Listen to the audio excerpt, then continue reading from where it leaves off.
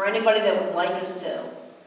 I'm a prosecutor and I get people from the New Haven Police Department to work on projects with the community, whatever it is, to educate people. We go into schools, we will go into churches, because I think when people get to know each other from both sides and sit down in the same room and see each other face to face and are direct with each other, and hopefully at some point eat a meal, which is always helpful, but they're in the same place, that's what makes a difference. So we will get people from a neighborhood, the police officers that walk that beat. I don't know if any of you know Lieutenant Wazalewski, but she works with us all the time. We go and we will address whatever the community group wants. We talk to ex-offenders in those communities to educate them about the federal laws and the state laws so they can make better choices about what not to do. So they understand if I do this, this will be a problem, or if I'm around people, this could happen to people I love, or how can I avoid being in a car where there might be a gun and I might get caught up in it. We also give people resources.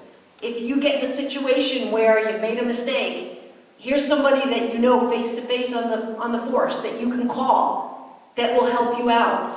Because although there's always going to be outliers, and there's always going to be in my profession and anyone's professions people that aren't doing the right thing, for the most part, when you get to know people and they know each other, the cops want to do the right thing. They want to help people out. They want people to not get in trouble.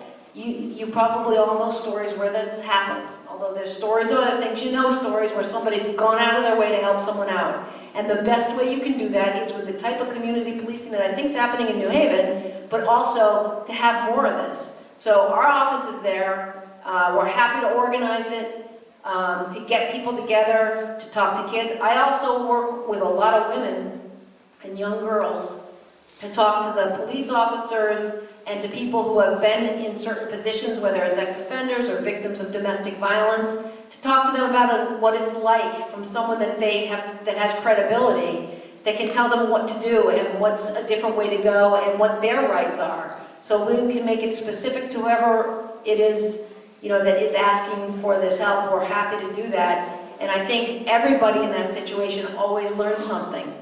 We actually had a rap concert at Woolsey Hall in New Haven in 2009 and 2011. We brought up 1,000 kids in from all over the schools in the state of Connecticut. The first time we went in there, these were students in school. It was a little bit risky because people had never let rap into Woolsey Hall because they didn't think it was good music.